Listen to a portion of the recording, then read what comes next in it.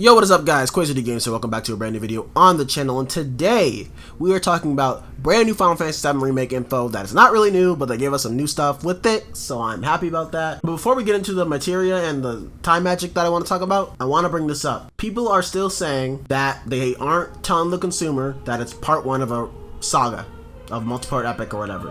And I was agreeing with that until I looked at Amazon. If you go to Amazon.com, I'll put the picture on the screen. It says first part of a multi-part epic. Does the same on PSN. It will probably do the same on the back of a physical copy. It is going to be your fault, or the consumer's fault, walks into GameStop, Target, Best Buy, whatever, and gets mad after they beat the game and it's only Midgar. That's their fault, because it tells you on PSN, Amazon, I think game.org or whatever it is, game.co.uk, sorry, whatever store you're buying it from, website, the case, it tells you, well, the case I don't know for sure, but I'm pretty sure it will if it's on Amazon, that it's the first part of a multi-part epic. The box art looks incredible, by the way. I want to say that, get that out there. But I don't agree that it should say part one on it, because it's telling you on the store description that it's part one. You, the consumer, are the one who's not doing your information. Even if they didn't tell you that, look it up. If you get mad and you say, oh, they lied to me, they didn't lie to you. They put it out there, information on the internet for you to know for 4 years straight. 4 years. If you're gonna get mad for not knowing a split project after 4 years, that's on you. So can we stop with the it's Midgar only, it's incomplete? Because it's not incomplete. It's 30 hours. That is the length of a normal Final Fantasy game. Well, it's speculation, it's 30 hours, but a regular Final Fantasy game since 7 has been 30 to 40 hours. That's not on Square Enix, that's on you. So you can't get mad at Square, PSN, Amazon, Game, whatever. They're telling you what it is. Alright, rant over. Let's talk about the box art. I like how it looks like the original American box art. And I find that weird that it's European also, because I think Europe had the same box art as Japan, where it was the logo on a background, like a blank white background. So I'm wondering if that's going to be their reverse cover or our reverse cover too. I'd enjoy that since I like that type of logo. It's very classy. Japan's done it for every Final Fantasy. Maybe they've done it since 7, I'm not sure. But it's a very classy logo and I like it. It's very, very nice. And I think the Japanese remake box art is logo on a black background, which is also very classy. It's like, you know what this is. This is Final Fantasy VII. That's what you see the logo for. You don't need Cloud on there. You don't need none of that. Final Fantasy VII. Buy it. That's what it is. Just telling you what it is. And it's very, I love it. I love it. So they probably picked the American one because, you know, American box art, they wanted to make sure you felt those same feelings you felt 22 years ago. And I love it. I'm happy. 23 by the time the game comes out. So yeah, I'm very excited about that box art. I can't wait to pick it up along with my other 5 copies of the game.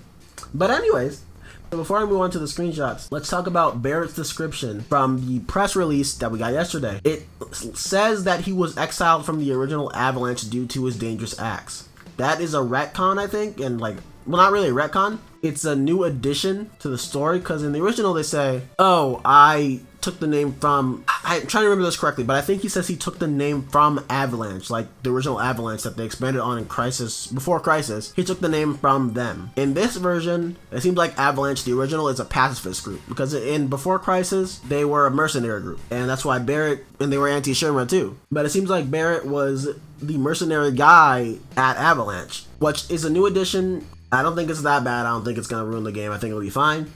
And Tifa's is the same stuff that we already know, that she feels trapped and she doesn't know if this is the right thing to do, but she's going to do it because she's with Cloud and that's her childhood friend. Now, let's move on to the materia menu. Materia and equipment are on the same menu. I'm happy about that. The only thing I'm sad about is that unlike 13, they don't have the CG backgrounds showing the characters when you equip them with stuff, because they want to show you the materia. Which I'm okay with them showing the materia because it looks gorgeous. I love how it looks. But I am missing that CG in the back that I was hoping they'd bring over because the same team's working on it. But what can you do? I like how they have materia info on the right side here, where they list what it gives you each level, and that AP is back and it's the way you level up your materia. I think we knew AP was in there because it showed it in the demos, but it's nice to see it on the menu. And I might be wrong, but I don't think these armor attributes for Elemental were in the original game, where it absorbs linked elemental damage.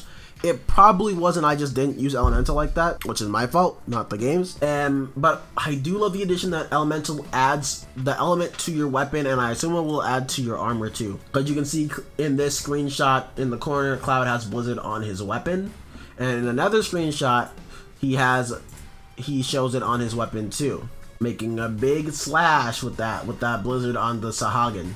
Also has sparks still coming out of him too, with the Blizzard like something out of a Tokusatsu. So I really like that they have that addition, so that it doesn't go away when you switch to an elemental. So that's really nice. And of course we have equipment that has a materia on it, just like the original game.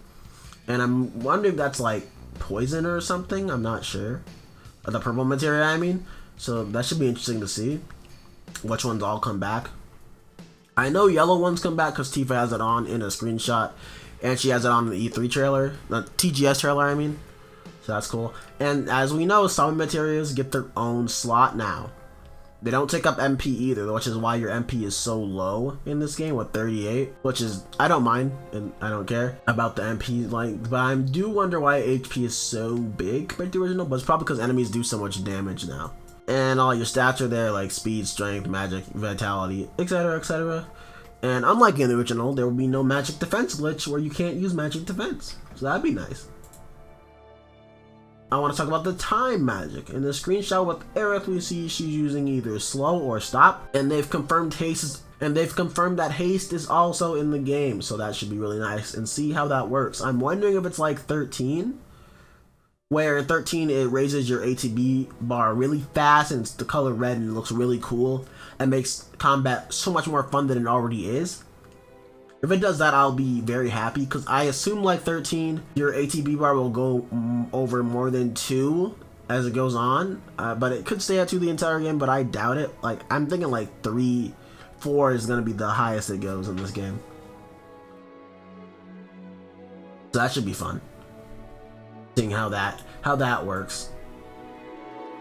And last but not least, we have pictures of 7th Heaven and Sector 7, which both look incredible. I cannot wait to explore Sector 7, and the fact that they also confirmed in the same press release that they're going to give us more sections, which we already knew was going to happen, but they're going to give us more sections of Midgar, and I assume that will be above the plate and below the plate. We'll get sectors that we can explore. And they're gonna make them big and extravagant, and I assume they'll be like their own areas a la Kingdom Hearts worlds. That's gonna be really good, and I'm super excited about that. They even have the kanji slapped on the side of like buildings like they did in the original in these screenshots. It's just incredible how this game looks, man. This is the best looking game on the system, easily. And I doubt it'll be topped in terms of visual by the end of the generation. And I'm convinced this is a game that was made on PS4 with PS5 like whatevers, like to make it so that it'll go over to PS5 easily, because it just looks too good for a PS4 game, man. Like, it just looks too good. I hope you guys get what I'm talking about when it comes to the part 1 not having to be on the cover type thing and saying that it's scummy to consumers. It's really not. I hope you're understanding how it's not scummy to consumers, and if you still think it is, I don't know what to tell you. I really don't. I doubt there's any way it's going to convince you that it's not an incomplete game until the game comes out and people beat it. So when that happens, I hope y'all your worries are gone and you finally see the game as this incredible masterpiece in the making, this incredible saga in the making. Alright, I hope you guys have a great day, and peace, quiz, you games, everybody.